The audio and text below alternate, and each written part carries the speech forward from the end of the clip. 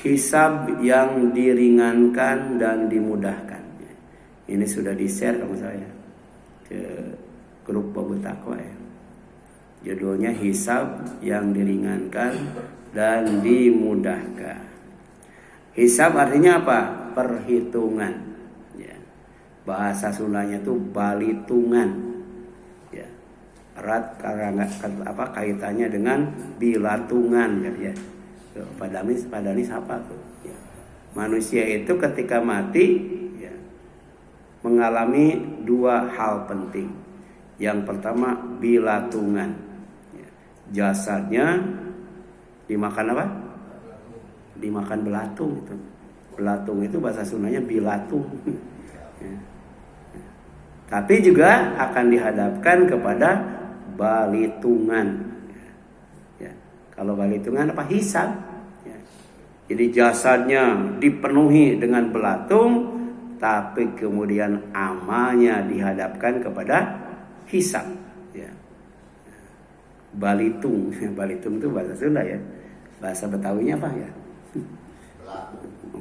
Bilatung, belatung. Tapi kalau balitung itu bahasa Arabnya hisab. Ya. Ya.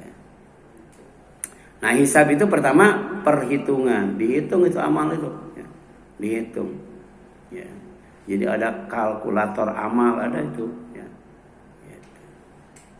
Sebab sholat saja kan ada yang nilainya setengah, sholat itu ada yang nilainya sepertiga. Ya. Ada yang nilainya 2/3 ya. Jarang yang nilainya 100% ya. Ya. Selalu ada kurangnya, selalu ada salahnya ya. Makanya tetap kita ya, terus mengaji dan mengkaji ilmu, diantaranya yang berkaitan dengan fikih sholat. Itu ada 2 buku bisa dibaca itu, 30 kesalahan dalam sholat, itu ada 30 tuh. Kalau Ustaz Aceng Jakaria 70 kesalahan dalam sholat. Itu bisa lebih tuh, bisa ya, bisa lebih. Kaji terus dari takbir sampai salam tuh ya. Ya. Tidak luput dari kekurangan dan kesalahan. Yang kedua hisab itu artinya interogasi, diinterogasi itu, ya, diinterogasi. Ya. Kemudian hisab juga berarti pertanggungjawaban, ya. Pertanggungjawaban amal yang berkaitan dengan umur, yang berkaitan dengan ilmu, yang berkaitan dengan harta, yang berkaitan dengan badan. Kapan? Pada hari kiamat. Di mana? Di alam mahsyar. Ya. Atau secara singkat, hisab itu dimaknai sebagai su'alul abdi ya, an umrihi wa ilmihi wa malihi wa jasadihi yaumal qiyamah fi ardil mahsyar. Gitu ya. Pengertian ringkas daripada hisab itu pertanyaan kepada hamba ya. Ya. Seorang hamba manusia tentang umurnya, tentang ilmunya, tentang hartanya, dan tentang tubuhnya ya. Kapan? Pada hari kiamat di padang mahsyar ya. Padang mahsyar ya. Ya. Jadi ada padang di dunia, ada padang di akhirat ya. Padang di dunia, padang pariaman ya. Tapi di akhirat ada padang, namanya padang apa? Padang mahsyar ya. Nah, tahu di akhirat ada nasi padang enggak ya? Nah, tadi lahum mayasyauna fiha waladaina mazid. Ya, kalau memang kita senang nasi padang, tersedia di sana ya. Bahkan ada bonusnya ya. Karena nasi padang itu ada yang benar-benar padang ya, ada yang benar-benar Minang ya. Yang enak yang mana, Pak? Ada nasi padang ya, tapi ada nasi Minang katanya. Katanya mengatakan yang enak tuh Minang, nasi Minang, tahu ya. Kemudian hisab yang diringankan dan dimudahkan adalah hisab orang yang menerima catatan amal dengan tangan kanannya ya. Menerimanya dengan tangan kanan atau dari arah kanan menerima catatannya itu ya. Dan ini difirmankan oleh Allah Subhanahu wa taala, fa amma man utiya kitabahu biyamini, maka adapun orang yang diberikan kitabnya dari sebelah kanannya, fasaufa yuhasabu hisabai yasira, maka dia akan diperiksa dengan pemeriksaan yang mudah. Setelah itu ya, wayan qalibu ila ahlihi masrura. Ya, dia akan kembali kepada keluarganya, anak istrinya, saudaranya, karib kerabatnya, ya, orang tuanya, ya, gitu. Dalam keadaan masrura, bahagia. Ya. Jadi ternyata mati itu hanya perpisahan sementara. Ya. Dikubur, ya, Allah sediakan rumah yang lebih baik daripada rumahnya yang ada di dunia. Ya. Kemudian istri yang lebih baik dari istri yang ada di dunia, keluarga yang lebih baik daripada keluarga yang ada di dunia. Ya. Kuburannya terang, luas, ya. Kemudian indah, sebagai salah satu taman yang ada di sorga. Itu baru dikubur. Makanya kubur itu tempat persinggahan pertama. Kalau bahagia dikubur, kesananya bahagia terus. Kalau selamat dikubur, ke sana selamat terus. Kalau di kuburan dimudahkan, di sana juga akan dimudahkan. Ya. Makanya jangan main-main dengan alam kubur. Ya, Utsman bin Affan itu kalau disebutkan neraka nggak nangis. Ya. Tapi ketika disebutkan kubur, dia nangis. Ya. Karena kata Rasul SAW, kubur itu adalah tempat persinggahan pertama dari persinggahan di akhirat. Kalau selamat, kesananya akan selamat. Ya. Tapi kemudian bukan hanya di dalam kubur saja. Ya. Nanti di sorga juga akan ya, dikumpulkan dengan keluarganya, dengan saudaranya, dengan orang tuanya, dengan anak istrinya. Ya. Disebut ahlun. Ya. Ahlun itu sama-sama iman, sama-sama Islam, sama-sama ihsan, ya. Akidahnya sama, ya, ibadahnya sama, syariahnya sama, akhlaknya sama, baru ngumpul. Ya. Makanya dalam Islam itu nikah bukan sampai tua, nikah bukan sampai mati, tapi sampai sorga. Mana dalilnya? Wayan qalibu ila ahlihi masruro. Setelah dihisab dengan cepat, dihisab dengan mudah, dihisab dengan ringan, dia akan kembali kepada keluarganya dalam keadaan bahagia. Itu Al-Insyiqaq ayat 7-9. Sering dibaca oleh Ustaz ya, Nasiruddin. Kemudian bagaimana caranya? Ya, agar menerima catatan amal dengan tangan kanan. Gunakan tangan kanan untuk berbuat baik. Ya. Seperti makan, ya, minum, memberi, menerima, mengambil, ya, nyisir rambut, pakai sendal, pakai baju, pakai celana, kanan dulu, ya. Masuk masjid kanan dulu atau kiri dulu? Kanan. Keluar kiri. Kalau masuk WC kiri dulu. Keluar, kenapa tuh? Kalau ke masjid kanan dulu, sedangkan WC kiri dulu, beda kan? Karena masih tempat yang bersih dan suci, sedangkan WC tempat yang kotor. Ya. Jangan salah tuh, jangan ketukar itu. Ya. Kalau baris kanan dulu, kiri dulu ya. Kiri ya, harusnya kanan dulu ya. Ya iya, tapi mungkin karena dari sononya. Kayak jam-jam juga kan muternya kemana gini ya? Ya, harusnya gimana jam tuh? Ke sini harusnya. Ya, seperti kita tawaf. Jadi tawaf itu seperti ya kita membuka tutup botol. Kalau dibuka ke apa? Dari kanan ke kiri, naik kan ke atas ya. Tapi kalau dari kiri ke kanan nutup ke bawah itu. Itu ada filosofinya. Kenapa? Karena Ka'bah itu ada dua. Ada Ka'bah di Masjidil Haram, ada Ka'bah di Baitul Ma'mur. Ya. Jadi tawaf itu harus tembus sampai ke sana. Bukan hanya sebatas ritual saja. Ya. Gitu. Makanya berbahagialah bagi orang yang sudah melihat Ka'bah, ya, kemudian bisa pegang Ka'bah, ya bisa tawaf di Ka'bah, bisa mencium Hajar Aswad. Luar biasa. Karena itu tembus itu ke atas ke Baitul Ma'mur. Setiap hari itu 70.000 malaikat masuk, tapi nggak keluar lagi itu. Ya. Kalau ke Ka'bah bisa masuk nggak ya? Hanya orang-orang tertentu ya, nggak sembarang orang masuk. Sama Baitul Ma'mur juga nggak sembarang bisa masuk gitu ya. Dan kemudian ada kaitannya dengan akhlak Rasulullah sallallahu alaihi wasallam. Apa? Karena Nabi adalah Nabi sallallahu alaihi wasallam yujibuhu at-tayammum. Dia sangat senang, sangat kagum, sangat suka, sangat bahagia menggunakan tangan kanan fi tanaqulihi, dalam pakai sandal, ya. Kemudian watarajjulihi, ya, dalam, ya, menyisir rambut, ya. Nyisir rambut itu kanan dulu, ya. Kalau kita kanan dulu, kiri dulu nyisir rambut tuh. Kadang-kala ya.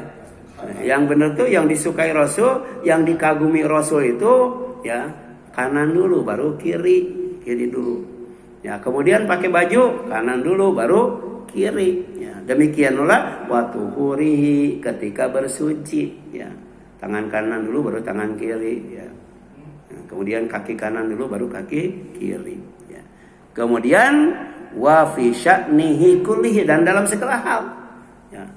Jadi dalam segala hal yang berkaitan dengan kebaikan, kesucian, kebersihan, itu dahulukan yang kanan, kemudian yang kiri, ya. Kalau cebok, maaf, kanan kiri. Kenapa tuh? Karena kotor, ya, kotor, ya. Gitu. Tapi dikasih bonus, ya. Kalau punya cincin dipasangnya di kanan, di kiri. Kiri itu bonus, ya. Ya, nggak ada yang pakai cincin di kanan nih, jarang, ya. Iya. Hadis riwayat Bukhari dan Muslim itu, ya. Rasul itu suka, ya, menggunakan tangan kanan, ya.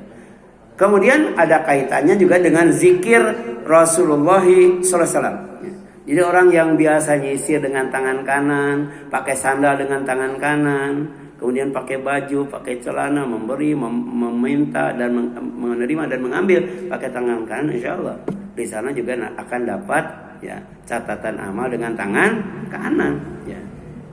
Karena ada yang namanya ashabul maimana atau ashabul yamin, ada tuh golongan kanan, ya.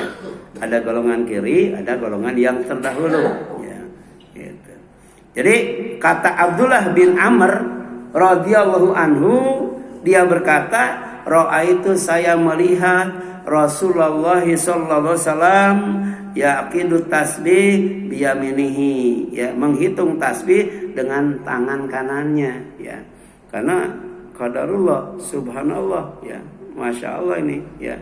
Allah menciptakan tangan kanan dan kiri itu ternyata, ya, ruasnya dan kemudian selahnya itu, ya, itu di mana? Ya, sendinya dan ruasnya itu, kalau dipakai zikir jumlahnya 33, ya. Coba hitung tuh. 33 tuh, ya. Jadi dengan tangan kanan saja sebenarnya cukup. Baca subhanallah, alhamdulillah, Allahu akbar. Digenap, ya. Iya, ada yang ini, ada yang kalau cuman dulu itu saya ini dulu kalau sendinya doang itu 11 kalau salah, ya. Kemudian kiri jadi 22, kanan lagi jadi 33. Tapi yang praktis itu kanan doang cukup bisa tuh. Ya, coba hitung 33 tuh ciptaan Allah, ya. Ya. Dan ternyata tangan kanan itu, coba lihat. Tangan kanan itu ternyata angka 18 Arab, ya. Arab 18, ya, sedangkan kiri 81, ya. Betul kan? Ya, di telapak tangannya itu ada angka Arab, ya. Yang kiri berapa? 18, ya. Yang kanan 81. 18 sama 81 berapa? 99, kan? Itu bukan kebetulan, memang didesain oleh Allah SWT. Yang jelas kanan dan kiri itu jumlahnya 99 Asmaul Husna. Tapi ketika berzikir Rasul menyukai yang kanan. Artinya apa? Artinya dahulukan yang kanan. Ya, ternyata 33, ya. Jadi lebih praktis daripada tasbih, ya. Tasbih namanya, ya. Tasbih kan harus beli, ya. Kadangkala ketinggalan, kadangkala rusak. Nggak ada yang ketinggalan tangan, nggak ada, ya. Nggak ada, ya. Dan murah lagi, tidak usah beli. Dan ini dijelaskan oleh Abdullah bin Amr radhiyallahu anhu bahwa dia melihat Rasul menghitung tasbih itu dengan apa? Dengan tangannya, bukan dengan biji raksamala, ya. Biji apa tuh yang bikin tasbih itu? Namanya biji apa tuh? Itu kan ada tuh ya, ada yang ukuran kecil, ada yang ukurannya tuh segede bola tenis, ada tuh ya. Jadi Islam Hak Hekok tuh di Banjaran ya, itu dia pakai tasbihnya tuh segede apa? Bola tenis. Subhanallah, subhanallah, subhanallah. Kalau kita kan kecil banget ya. Tapi ada yang lebih praktis, lebih murah ya, yaitu dengan tangan kanan ya. Hadisnya Abu Daud, Tirmidzi ya. Dan hadis ini hasan ya, bisa diamalkan. Ternyata tangan kanan juga ada kaitannya dengan adab makan yang diajarkan Rasulullah SAW kepada sahabat yang mulia Umar bin Abi Salamah ya, anaknya Abu Salamah atau anaknya Ummu Salamah yang kemudian ya terakhir jadi istri Rasul ya. Dilamar oleh Abu Bakar nolak, dilamar oleh Umar nolak ya. Tapi ketika dilamar oleh Rasul tidak bisa nolak ya, karena wanita itu nanti di sorganya bersama suami yang terakhir yang baik akhlaknya gitu ya. Sebab nanti ada sahabat yang nanya ya, sahabat wanita, kalau istri kemudian punya suami lebih dari satu, kemudian istrinya masuk surga, suaminya semuanya masuk surga, siapa yang bakal jadi suaminya? Ya, kata Rasul, oleh Allah disuruh milih, dan pilihannya itu jatuh kepada suami yang bagus akhlaknya. Ya. Ketika dilamar oleh Rasul, ada nggak yang lebih bagus akhlaknya daripada Rasulullah? Nggak ada. Ya. Kalau menurut Ummu Salamah, Abu Bakar itu kalah sama Abu Salamah ya. Ummu Salamah masih lebih baik Abu Salamah. Umar juga demikian. Tapi ketika dilamar oleh Rasul, tidak ada yang lebih baik daripada Rasul. Makanya diterima lamarannya. Dan ada bawa anak sambung, namanya siapa? Umar bin Abi Salamah ya. Nah, kuntu gulaman, dulu kata Abu Salamah Umar bin Abi Salamah, dulu saya masih kecil, masih anak-anak. Fi hujri Rasulullah, di bawah asuhan Rasul, karena ibunya menjadi istri Rasulullah SAW. Ya, wakanat ya yadi ya, tadmisu fi sohfa. Kemudian tanganku ya, itu mengambil makanan yang jauh yang ada di piring ya. Jadi bukan ngambil yang dekat, ngambil yang jauh dia ya. Kemudian apa kata Rasul? Ya gulam, wahai anakku, samillah, sebut nama Allah, baca bismillah. Ya wakul biyaminik, ya makan dengan tangan kanan. Wakul bimayalik, dan makan yang dekat-dekat, jangan yang jauh-jauh. Ya, makanya makanan tempat makan yang nyunah itu ya yang bisa diputer ya. Ya iya. Ada nggak meja yang bisa diputar? Ada. Itu supaya tidak, kalau bahasa Sundanya ngarongkong. Apa ngarongkong itu? Ngarongkong kok saya ini. Jadi sebenarnya ini ada makanan, karena itu lebih enak ke sono kan. Itu nggak boleh. Jadi kalau mau ngambil putar dulu atau minta kepada orang supaya diambilin. Ya. Nah ini akhlak. Ya, akhlak itu baca bismillah, gunakan tangan kanan, kemudian ambil yang dekat. Sebab orang yang makan dengan tangan kanan, kemudian makan dengan tangan kiri, minum dengan tangan kiri, kata Rasul itu namanya setan. Setan yang bisa dilihat oleh manusia ya. Gitu. Jadi setan tuh makannya kayak gitu, dengan tangan kiri dan minum dengan tangan kiri. Ya. Jadi ada 3 tuh ya, adab makan yang diajarkan Rasul kepada ya anak tirinya, itu anak sambungnya ya. Yaitu siapa? Umar bin Abi Salamah. Sebut nama Allah, gunakan tangan kanan, ambil yang paling dekat. Kemudian dan agar menerima catatan amal dengan tangan kanan, jadilah golongan kanan ya, yang disebut Al-Quran sebagai Ashabul Maimanah atau Ashabul Yamin ya. Dalam surat Al-Waqiah, ketika kiamat sudah usai, maka manusia itu akan dikelompokkan menjadi 3 golongan ya. Pertama apa? Ashabul Maimanah, golongan kanan. Yang ketiga Ashabul Mas'amah, golongan kiri. Yang ketiga As-sabiqunal awwalun. Ya, itu golongan yang pendahulu itu, ya. Gitu. Nah, ini disebutkan Pertama dalam surat Al-Waqiah ayat 8, ayat 27, ayat 38, ayat 90, ayat 91 ya. Disebut berapa kali tuh? 5 kali ya. Kemudian dalam surat Al-Mudaththir disebut 1 kali ya, ayat 39, dan surat Al-Balad disebut 1 kali ya, ayat 18 ya. Usahakan ya. Dahulukan tangan kanan ketika berbuat baik. Yang kedua, jadilah golongan kanan.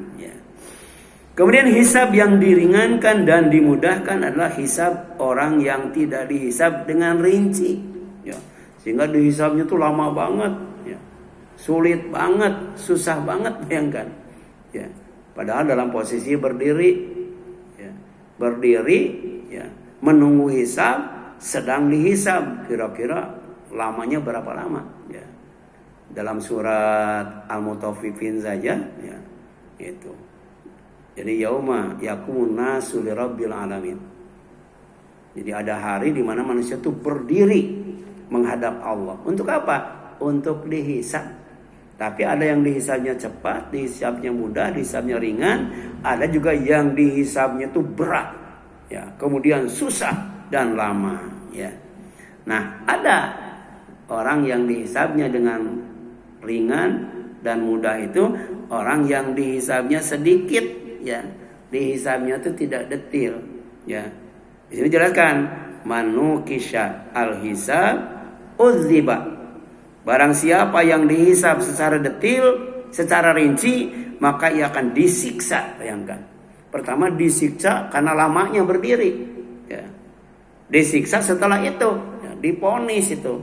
Dia tidak termasuk ashabul yamin, tidak termasuk as-sabiqunal awwal, tapi termasuknya apa? Ashabul mas'amah atau ashabus shimal. Awali sallallahu yaqulu fasawfa yuhasabu hisaban yasira ya. Jadi Rasul menyebutkan itu di hadapan istrinya.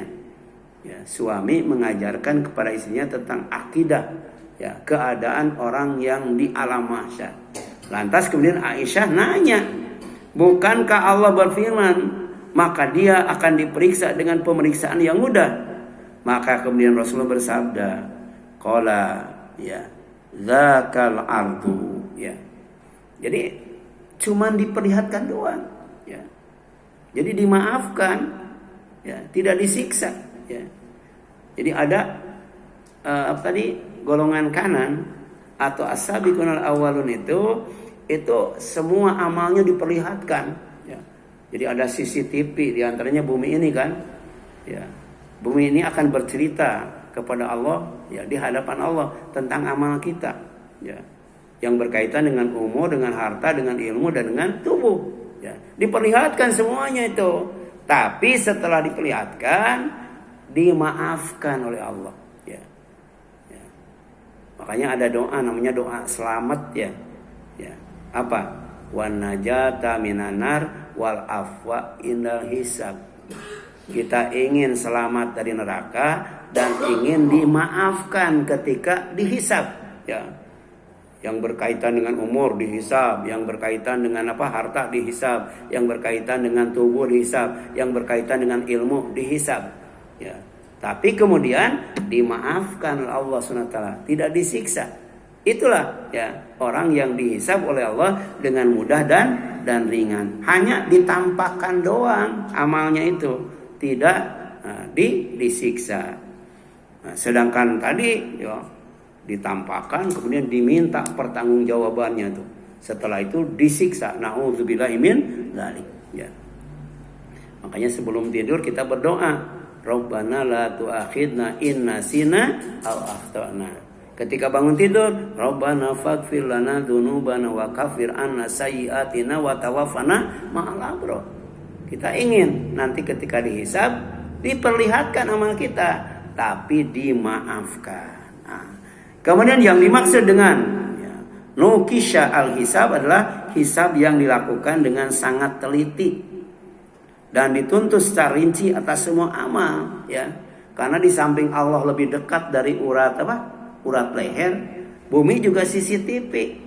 Kemudian apalagi ada malaikat, raqib dan atid. Ada jin korin itu. Jin korin itu ada 2. Jin korin dari bangsa jin secara umum, ada jin korin dari bangsa setan secara khusus. itu jadi saksi. Jadi benar-benar hisabnya itu betul-betul teliti, rinci, ya, sehingga tidak bisa kita mengelak, nggak bisa tuh, ya, nggak bisa tuh, tidak bisa membela diri. Udah jelas saksinya banyak, ya. Di kita saja kan ada raqib dan atid 2 kan, ya. Terus ada jin korin 1 kan, ya. Belum di mana kita duduk, ya. Walaupun di bawah tapa sekarang CCTV-nya sudah nggak berfungsi, ya, karena rusak. Ini ada CCTV-nya, ya. Waktu ngaji berapa orang yang nyender, ya. Berapa orang yang tidak nyender, berapa orang yang ngelamun, ya. Berapa orang yang kemudian ngantuk tidur. Nah, ada tuh diperlihatkan, ya. Ya Allah, saya di dunia kan rajin ngaji, ya. Coba lihat kamu waktu ngaji sedang tidur. Ada itu, ya. Tapi kalau dia diringankan dan dihisabkan, dimaafkan. Bisa jadi di rumahnya capek, ya, atau di rumahnya nggak bisa tidur, bisa jadi, ya. Saya punya teman tetangga di Bandung, tukang comring, ya. Dia bikin comring itu jam 9, kemudian diantarkan ke pasar jam 3, nanti harus diambil jam 11, ya. Pulang dari sono, ya, kemudian setelah ngambil yang laku berapa, yang tidak laku berapa, di rumah nggak bisa tidur, rumahnya sempit, ya. Di masjid, karena masjidnya terbuka buat dia tuh. Jadi ke masjid itu cuma buat tidur doang gitu. Ada itu, ya. Kenapa? Nah, kita nggak boleh seudon, ya. Karena apa? Karena pertama di rumahnya dia nggak bisa tidur karena rumahnya sempit. Yang kedua capek dari jam 9, ya, 9 malam sampai 9 pagi itu belum tidur, bayangkan, ya. Akhirnya pilihan yang terbaik masjid, ya. Karena masjid itu tempat zikir, dan salah satu hikmah zikir itu bikin hati tenang, ya. Kalau hati tenang bisa tidur nyenyak nggak? Bisa. Kalau hati resah, gelisah, cemas, nggak bisa tenang, nggak bisa tidur, ya. Gitu. Makanya kalau ada yang tidur di masjid, saya nggak ganggu, nggak usir. Kenapa? Hatinya lagi tenang. Jangan diganggu tuh, nggak boleh itu mengganggu kesenangan orang. Jadi di sini jelaskan, ya, bahwa hisab yang dilakukan dengan sangat teliti dan dituntut secara rinci atas semua amal dikatakan nukish, ya. Jadi siapa yang dihisab dengan nukish, ya, dengan teliti dan rinci, sejatinya dia akan diazab oleh Allah Subhanahu wa ta'ala. Makanya usahakan sebelum tidur kita minta diampuni dosa, ditutup kesalahan. Demikian pula ketika kita mau tidur, ya mau tidur atau sebelum tidur, kita minta supaya kesalahan kita yang dilakukan dengan tidak sengaja dan lupa itu juga jangan kemudian ketika dihisab disiksa, ya. Itu penting banget itu. Yes. Jadi ada Ali Imran 10 ayat terakhir, ya, itu ketika bangun tidur. Kemudian Al-Baqarah 2 ayat terakhir, ya, sebelum tidur. Itu ada kaitannya dengan supaya kita, ya, dihisab dengan ringan dan mudah, mendapatkan catatan amal dengan tangan kanan, ya. Kemudian sedangkan yang dimaksud dengan yuhasabu hisaba yasira, ya, adalah al-arad, ya. Hanya sekedar ditampakkan amal kemudian dimaafkan tanpa diinterogasi, ya. Cuma diperlihatkan doang, gitu kan. Nah, kemudian sabda Nabi SAW, ini dalilnya, ya. Dalil kalau orang dihisab dengan rinci dan teliti. La tazulu, tidak akan bergeser, ya, qadama abdin, kaki seorang hamba, yaumal qiyamah, pada hari kiamat, hatta yus'ala an arba'in, sampai dia ditanya tentang 4 perkara. Jadi sebelum ditanya tentang 4 perkara, kakinya nggak bisa melangkahkan, berdiri aja terus, berdiri, nggak bisa melangkah, ya. Yauma yaqumun nasu li rabbil alamin. Padahal berdiri di akhirat itu satu harinya ada yang 1000 tahun, ada yang satu harinya tuh 50.000 tahun, ada yang satu harinya tuh seumur langit dan bumi, bahkan bisa lama daripada itu, ya. Nah, paman saya itu, ya, dia pensiunan Kopassus, kemudian ditarik oleh tutut, ya, kerja di pabrik boneka, ya. Kemudian, ya, dia masukkan karyawan-karyawatinya itu yang orang yang keislamannya bagus. Kalau karyawatinya nggak pakai jilbab, nggak diterima sama dia, bagian personalnya itu. Nah, tapi kemudian, ya, dia dakwahnya luar biasa. Jadi banyak orang-orang yang non muslim masuk Islam. Ketika masuk Islam dia sendiri yang nyunatin itunya. Ya, karena dia dokter juga kesehatan, disunatin sama dia. Ya. Nah, itu sebelumnya ada itu, ada security atau apa ya? Dia menghukum karyawan atau karyawatinya itu disuruh berdiri, ya, sampai kemudian pingsan. Jadi ternyata kalau manusia berdiri terus nggak kuat, pingsan itu. Ya, dan ternyata daya tahan manusia berdiri itu ya itu 8 jam. Ya, lewat 8 jam pingsan itu. Ya. Itu yang suka jaga di pos berapa jam Pak Denis? Yang berdiri aja, ya 2 jaman ya. Coba 8 jam pingsan itu, ya, pingsan itu. Ini bayangkan, ya berapa? 1000 tahun, 50.000 tahun, seumur langit dan bumi, lebih daripada ini siksaan itu. Kalau dihisabnya secara rinci, dihisabnya itu 4 perkara. Pertama, an umrihi fima afnahu, ya, tentang umurnya untuk apa dihabiskan, ya. Terutama yang sudah tua kan tinggal sebentar lagi ya. Nah, itu dihabiskan untuk apa itu? Makanya waj'alil hayata ziyadatan li fi kulli khair waj'alil mauta rahatan li min kulli syarr. Ya Allah, jadikan sisa umurku untuk bertambah kebaikan, bertambah soleh, ya, bertambah rajin, bertambah semangat dalam ibadah. Kemudian jadikan kematianku sebagai waktu untuk istirahat, tidak diganggu lagi dengan macam-macam yang bikin kita repot. Itu luar biasa tuh. Orang Kristen menyebutnya tuh apa? Ya, istirahat dalam damai. Istirahat dalam damai. Mereka nggak punya doanya, kita punya doanya. Waj'alil mauta rohatan li min kulli syarrin. Ya Allah, jadikan kematian bagiku itu istirahat dari segala macam yang tidak menyenangkan. Nah, itu kan ditanya itu, ya, yang namanya umur itu. Wa an ilmihi fima fa'ala fi, tentang ilmunya, ya, untuk apa diamalkan, ya. Dia mengamalkan ilmu itu untuk apa, kan? Itu akan ada itu, ya. Makanya ada orang yang berilmu, ya, dihisabnya mungkin belakangan, tapi divonisnya duluan. Ketika ditanya, ya, kamu mengajarkan Al-Quran itu, ya, karena apa? Ya, kamu mengajarkan ilmu itu karena apa? Ya, setelah diperlihatkan kebaikan pahala yang akan diterimanya, kata orang itu, saya mengajarkan Al-Quran, belajar Al-Quran, mengajarkan ilmu itu karena Engkau ya Allah, ya, bukan karena yang lainnya, ya. Maka kemudian kata Allah, bohong, ya, kamu itu mengajarkan Al-Quran, mengajarkan ilmu karena ingin disebut hafid dan alim, ya. Ingin disebut orang yang hafid dan kemudian orang yang alim. Kamu kan sudah dapat itu panggilan dari orang, ya, hafid, alim, kan gitu. Nah, kamu minta kepada mereka aja, ya, yang memanggil kamu, menyebut kamu, kalau kamu pengen itu. Dan itu sebenarnya yang mereka inginkan. Makanya dipanggil malaikat, ya, dipanggil malaikat untuk menyeret orang itu. Bayangkan, ngajar Quran, ya, ustadz, kiai, ajengan, habib, tapi diseret, ya, wajahnya ada di bawah itu. Setelah itu dimasukkan ke neraka, ya. Na'udzubillah min dzalik. Makanya jangan kemudian kita merasa, ya, pede, ya, kalau kita hafal Quran 30 juz, banyak ilmu yang kita dapatkan, kita dipanggil ngaji kemana-mana. Hati-hati itu. Ada orang yang dihisabnya bisa saja belakang, tapi kemudian divonisnya duluan. Ya, na'udzubillahi min dzalik. Bahkan vonisnya itu vonis yang jelek, ya, sehingga dimasukkan ke neraka, tapi sebelumnya diseret dulu, posisinya telungkup itu, ya. Jadi dihinakan Allah. Na'udzubillahi min dzalik. Yang ketiga, wa an malihi min aina iktasabahu wa fima anfaqahu, ya. Kalau tentang harta ditanyanya 2, ya, dari mana mendapatkannya, kemudian kemana membelanjakannya. 2 itu lebih lama kalau dihisab harta, ya, ya. Berkaitan dengan ini, mending jadi orang miskin, mending jadi orang kaya, ya. Orang kaya. Jadi semakin banyak hartanya, semakin banyak pertanyaannya. Dari mana mendapatkannya?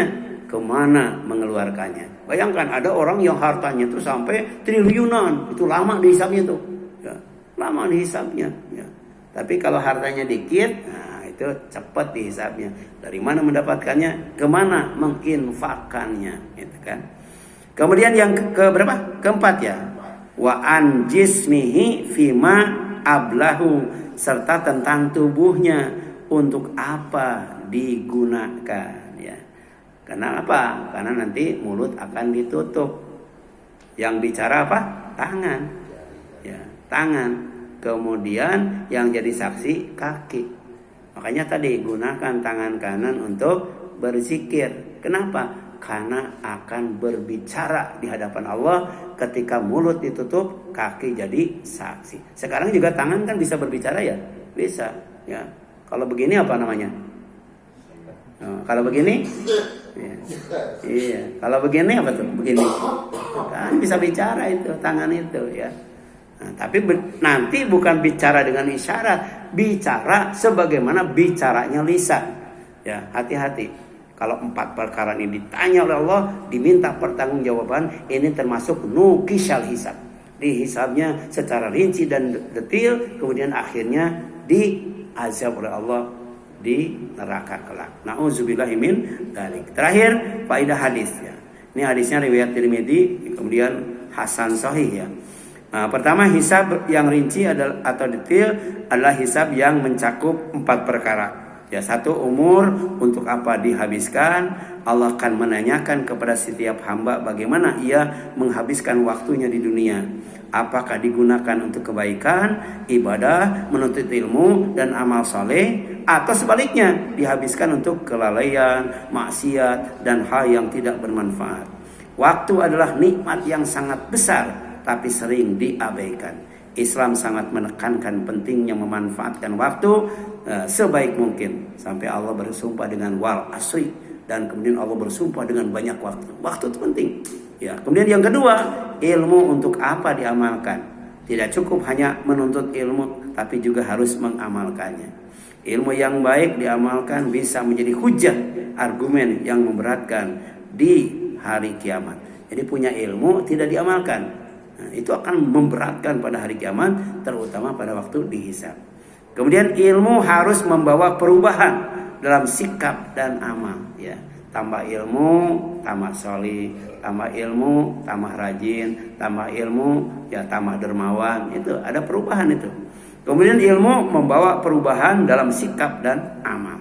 Yang ketiga, harta dari mana diperoleh dan kemana dibelanjakan. Jadi Allah akan menanyakan 2 hal sekaligus tentang harta.